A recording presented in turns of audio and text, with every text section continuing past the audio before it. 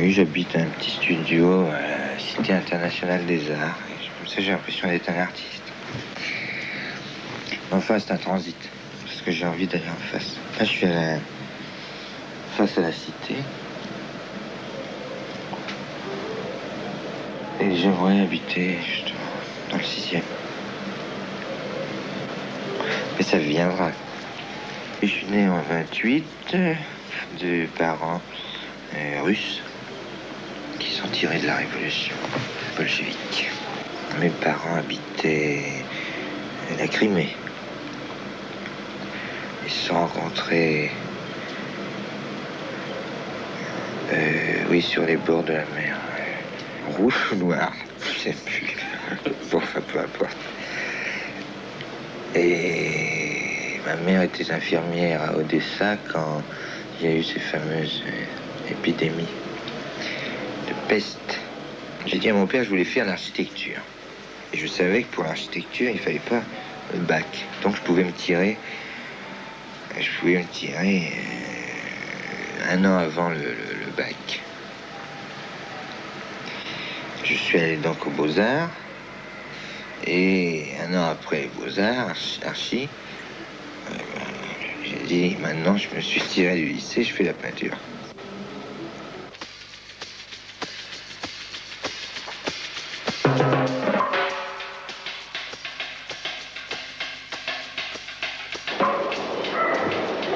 Voilà, on est à Montparnasse, je fais de la peinture. Pas mal d'années, puis il reste rien. C'est tout détruit. J'ai commencé à 13 ans parce que mon père il voulait que je sois peintre. Il n'avait pas réalisé les difficultés que ça impliquerait par la suite, évidemment. Parce que lui avait fait de la peinture en Russie, et puis un jour, l'histoire rocambolesque, très slave, on lui pique ses toiles. Il s'était assoupi dans le transsibérien. Il s'est juré donc depuis de ne plus toucher à un pinceau. Ce qu'il a fait. Alors il a donc reporté ça sur moi, ses ambitions. Bon, j'ai suivi toutes les tendances, impressionnisme, cubisme, surréalisme, abstrait, pour revenir au figuratif vers 28-29 ans. Ce qui fait que je détruisais tout, parce que la dernière toile était bonne, mais l'avant-dernière, mauvaise. Une chassait l'autre. Ça veut dire quoi? Que je n'étais pas arrivé à maturité. Et arrivé justement à maturité, enfin,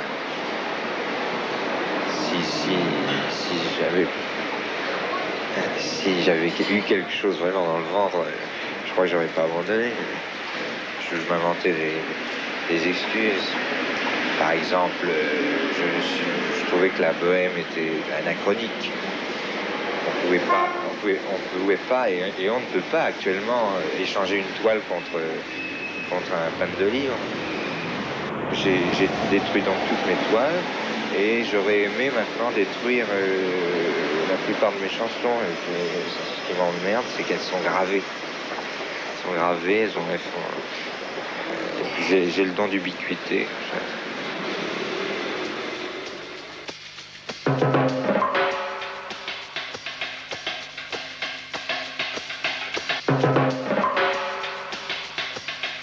Voilà, ici j'ai eu ma première chance et ma dernière. Je suis né ici et je suis mort. C'est-à-dire que c'était il y a 9 ans. 9 ans, c'était Milan Larsouille. Et maintenant, c'est le Milan Mods. Tout un programme. J'ai débuté, voilà, j'étais pianiste. Et puis, mes premières chansons. Et 8 jours après mes débuts, à cette table était Yves Montand. Avec Signoret ici. Soi-disant, ils étaient venus voir un gars qui avait un nouveau style. Puis Philippe Clé, venu là-bas.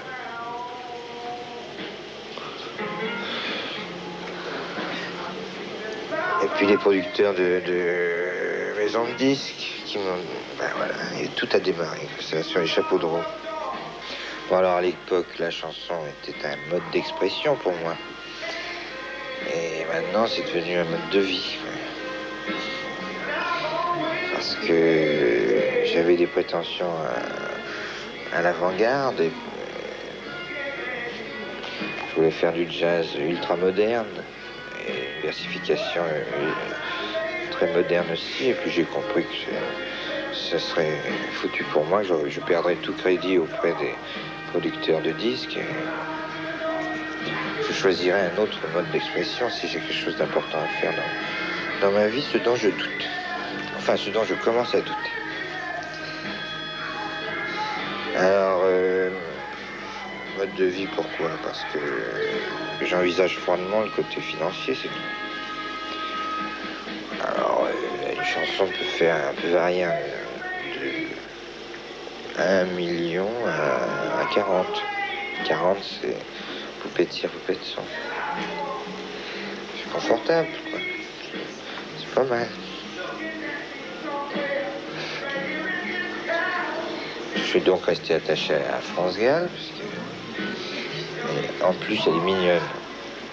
Elle est très décriée, mais je trouve que c'est assez dégueulasse, parce qu'elle fait un métier difficile. Elle est très jeune, elle gagne sa vie. Elle est courageuse. Elle a beaucoup de fraîcheur. Et de fraîcheur d'âme, ce qui est rare. Pourquoi venir habiter à la Cité des Arts? Parce que j'ai eu des graves ennuis d'ordre privé, perturbations sentimentales. Alors, je n'étais pas en mesure d'habiter quelque chose de trop privé, comme un appartement en ville. Je trouvais la formule de la cité, communauté comme ça, enfin perdu dans une communauté, puisque je suis assez sauvage, même m'allait, ça collait, c'est le transit, quoi. Voilà, ici c'est l'étage des musiciens, alors on entend Chopin, Stravinsky, Bartók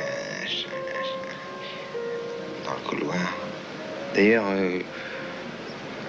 ça me rappelle ma première jeunesse, puisque mon père me réveillait avec Chopin.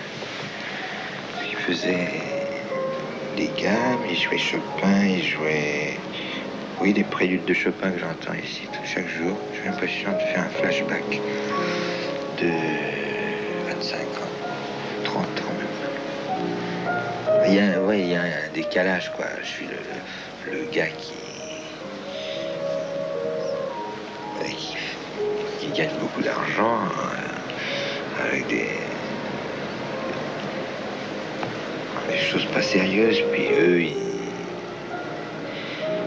ils ont des difficultés et eux, ils font des choses sérieuses. Ce qui fait que je me sens un peu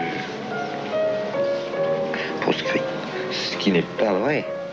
C'est moi qui prends une position d'agressivité parce que je me sens coupable.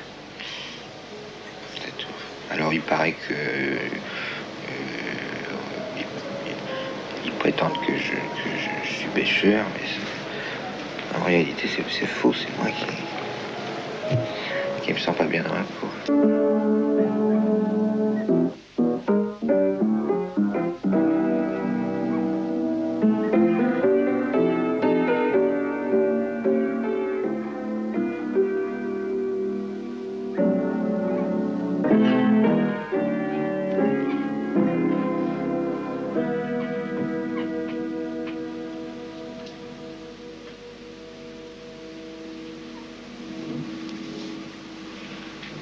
Oui, j'ai Chopin parce que d'abord il a l'air aussi marrant que moi. Il a l'air de me juger très sévèrement. Quand je cherche une mélodie, je le regarde et il a l'air de dire on pourrait mettre une bulle. Il dit c'est parfaitement dégueulasse. Et puis quand la mélodie est assez jolie, il dit à la rigueur. c'est ma conscience. Ben voilà, je viens là tous les matins prendre mon café. C'est un des rares endroits à Paris où on peut retrouver un peu du charme des années passées. Puis un petit blanc qui est pas dégueulasse. On va sur le côté acteur, alors j'ai tourné dans quelques films qui n'étaient pas des chefs-d'œuvre, bien sûr, mais qui m'ont appris un peu le métier.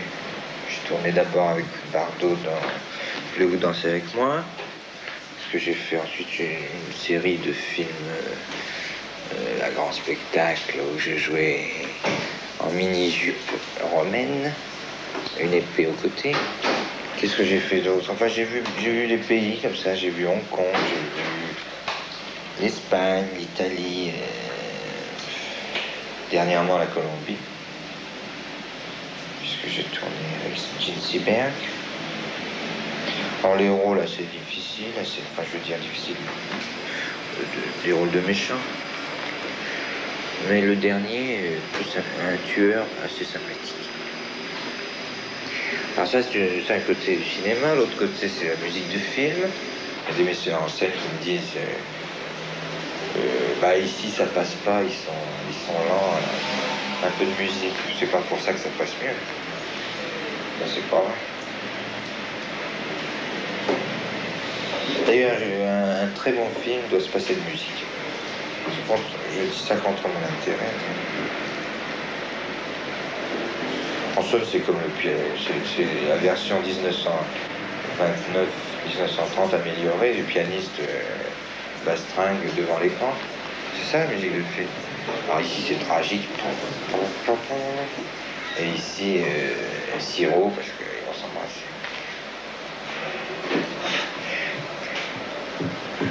Non, mais le cirque qu'on fait pour vendre une musique de film, c'est un petit coup de piano. Une fois, j'ai joué à un producteur un ballet difficile au piano. Quand je dis ici, alors vous avez les entrées de timbales.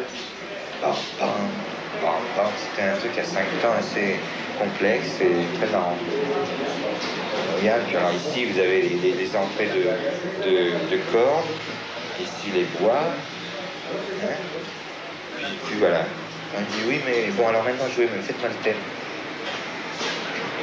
Je dis ben, je peux pas, j'ai que 2 mains. Oui, mais Stravinsky, il pouvait transcrire pour le piano ces 5 heures. Enfin, je suis prêt à travailler avec tout le monde. N'importe quoi. Ça m'a réussi. Je peux pas expliquer ma façon de vivre. Je fume beaucoup, ce qui fait que je suis dans un état second. On a dit que j'étais drogué, c'est absolument faux. Je sais bien que c'était à la mode. Maintenant, il paraît qu'on fume les pelures de banane. Ah oui, c'est un grave problème avec les Américains, parce que après le LSD, qui peuvent interdire, on ne peut pas interdire la pelure de banane parce que c'est dans le commerce, les régimes entiers. Bon, enfin, les gens pratiquent ça pour avoir un état second. Moi, je l'ai naturellement. Toujours un peu l'air dans le cirage, mais je ne pratique aucune drogue. Sauf la rêverie, et puis...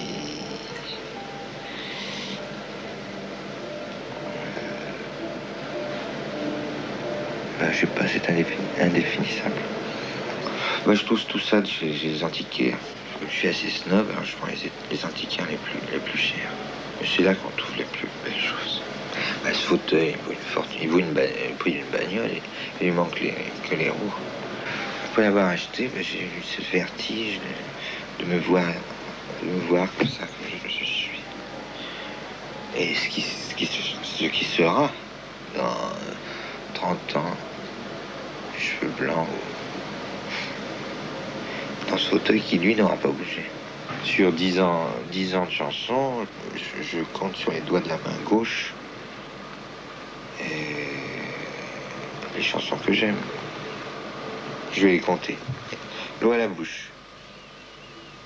La javanaise. Pauvre Lola. Le docteur Jekyll. Et ces petits riens. Voilà. Tout le reste, 0. Si, il y avait la conjoncture Musset et moi, qui était marrante, la nuit d'octobre. Ça fait 6. 6 chansons, le reste est acheté. Tout ça pour dire que je suis aussi vache avec moi qu'avec d'autres. Quand je serai dans d'autres lieux, ben, je serai toujours aussi seul seulement. Je me ferai un cinéma. Le luxe, et puis... Enfin, tout ce dont j'ai rêvé quand j'étais petit. En petit, non, quand je faisais la peinture. J'ai essayé l'amitié et c'est encore plus difficile que l'amour. Toujours déçu dans mes amitiés. Alors, ça donne quoi? Bah, ça donne un gars solitaire.